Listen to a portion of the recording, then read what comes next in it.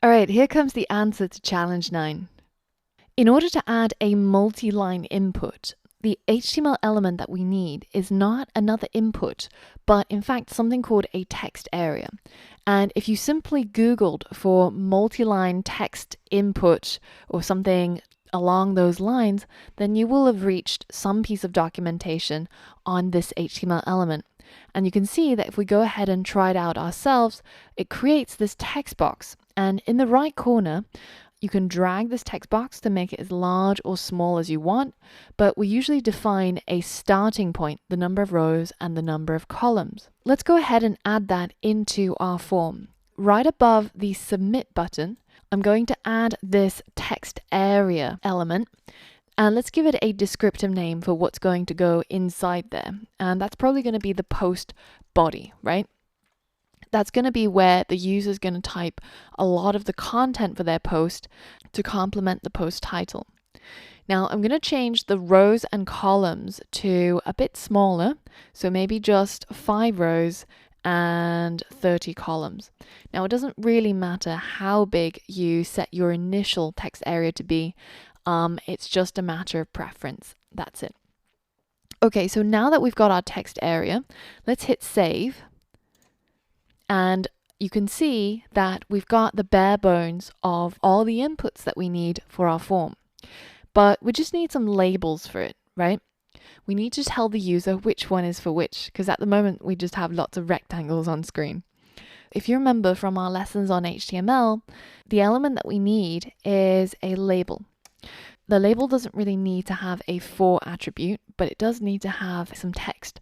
So we'll call this title, and we'll add another label that's going to go just in front of the text area, and we'll call this one the post. And now we have this text that is right next to the inputs so that the user knows what they should put into each of these places. Now, this formatting looks horrible, and that's because it's just plain old HTML. So in order for us to bootstrap it and make it look nice, we have to go over to the Bootstrap docs, and if you search for forms, then you'll come across this document. So you can see that they've got this nice bootstrap formatting around each of the inputs, and they formatted the button exactly the way that we want it to. So let's see what classes they needed to apply in order to achieve this. Firstly, they've got this thing called a form group, which is a div that goes around the inputs, and it groups them into individual parts, right? The email address part and the password part, for example. And then for all of the inputs, they applied a class of form-control to give it that appearance. And finally, we've got a button that has a class of BTN primary to give it this nice blue color. So let's apply that to our form as well. So we're going to group our label and our inputs together. So I'm going to add a div here, and the class is going to be that form group class that we saw earlier on.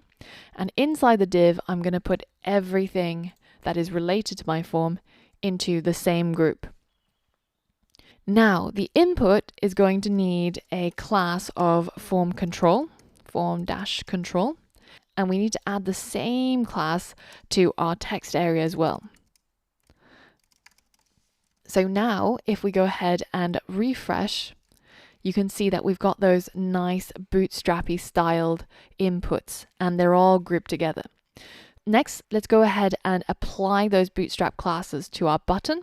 So inside our button, let's add a class, and it's going to be BTN space BTN primary to make it look exactly the same as what we saw over here.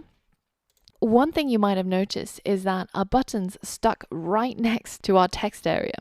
And the reason for this is if you look at the documentation here, the button is actually outside of the div that is a form group. And this is because the form groups will group everything together tightly. And so to separate it out, you need to put it outside of the group. In that case, we're simply going to take our button out of the form group div, which is this one, and we're going to put it right at the end, but just before the end of the form. So let's hit save and let's refresh, and you can see that we've achieved the exact same appearance as I showed you in the beginning of the challenge. Now, some of you might have been wondering why it is that our form, namely especially our button, doesn't look identical to this one. And the reason is because inside our website, if you take a look at the header, I'm using the CDN for Bootstrap version 3.3.7. And this is a very popular version of Bootstrap that people still work with.